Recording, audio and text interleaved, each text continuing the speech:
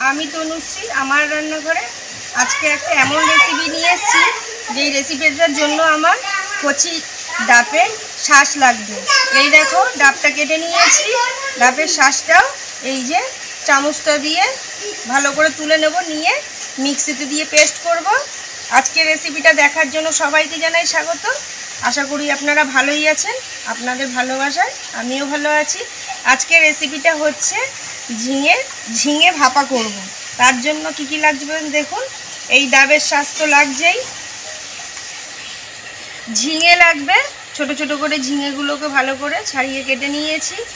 তার সাথে লাগবে একটা পেস্ট, মশলার পেস্টের মধ্যে কি কি আছে একটুখানি দেখে নাও। সাদা সর্ষে, কালো সর্ষে, রাঁধুনি, কাঁচা লঙ্কা, আর সাথে আছে পোস্ত। রাঁধুনিটা দিলে যে কোনো সর্ষে বাটায় দারুণ একটা সেন্ট হয়, খুবই ভালো লাগে। তাই জন্য আমি একটু রাঁধুনি দিয়েই থাকি সর্ষে বাটা পোস্ত বাটার মধ্যে। খালি একটা বাটি নিয়ে নিয়েছি, বাটির মধ্যে আগে থেকে কেটে রেখেছি ধোয়া আছে ঝিঙেটা ঢেলে দেবো। ঝিঙের মধ্যে মশলার পেস্টটা দিয়ে দেবো। তোমাদের তো বললামই এর মধ্যে কি কি আছে। এই যে নরম যে ডাবের অংশটা বা লেবা যেটাই বলে থাকো তোমরা, এটাকে পেস্ট করে নিয়েছি মিক্সিতে। এই দেখো এটাকেও দিয়ে দেবো।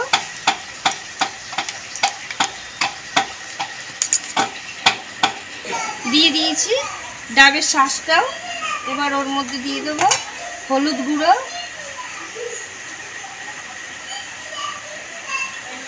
একটু কালার হওয়ার জন্য দিয়ে দেবো কাশ্মীরি লঙ্কার গুঁড়ো। আমি তো সর্ষে বাটার মধ্যে কাঁচা লঙ্কা দিয়েছি, ঝালের আর প্রয়োজন নেই।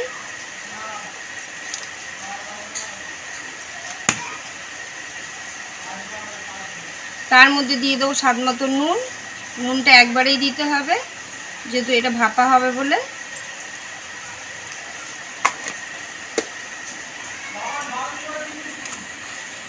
দিয়ে দেবো কালো জিরে।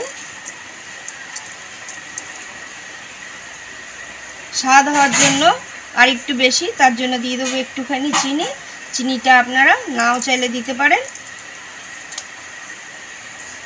সরষের তেল,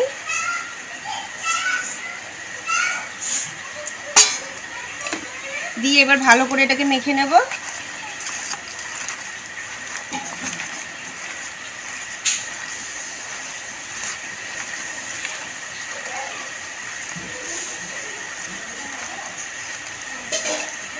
ভালো করে মেখে নিয়েছি। বেশিক্ষণ আর এরমভাবে মাখা অবস্থায় রাখবো না, কেননা ঝিঙে থেকে জল বেরোতে শুরু করে দেবে। একটা খালি টিফিন বক্স নিয়ে নিয়েছি, ভাপা করব যখন টিফিন বক্স তো লাগবে, তাই একটা খালি টিফিন বক্স নিয়ে নিলাম। টিফিন বক্সের মধ্যে এবার সব মাখানো ঝিঙেটা দিয়ে দেবো। মশলা দেওয়া জলও দিয়ে দেবো অল্প করে। এবার ওপর দিয়ে একটু তেল দিয়ে দেবো,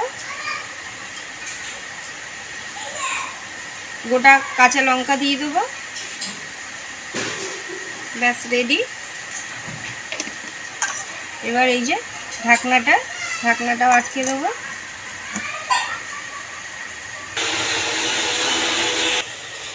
আগে থেকে গ্যাস অন করে খালি কড়াই বসিয়ে দিয়েছি। খালি কড়াইয়ের মধ্যে দিয়ে দেবো জল।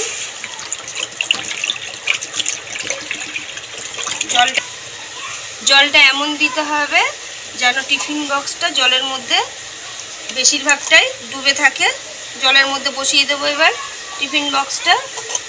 তার উপরে আমি একটা ঢাকাও দিয়ে দেবো। কড়াইটা বেশ খানিকক্ষণই সময় লাগবে, এরকম ঢাকা অবস্থায় থাকবে। বেশ কিছুক্ষণ হয়ে গেছে এরমভাবে ঢাকা দিয়ে রেখেছিলাম টিফিন বক্সটা। মাঝে একবার খুলে আমি একটু দেখেছি টিফিন বক্সটা কতটা হয়েছে। ঝিঙেগুলি সেদ্ধ ব্যাস হয়েই এসছে। এবার আমি গ্যাসটা অফ করে দেব।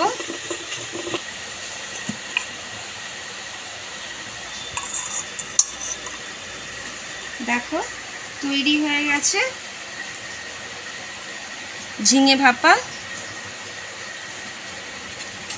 খুব সুন্দর লাগে গরম গরম ভাতের সাথে। প্লেটে ভাত নিয়ে নিয়েছি, ভাপাটা দিয়ে খাবো বলে।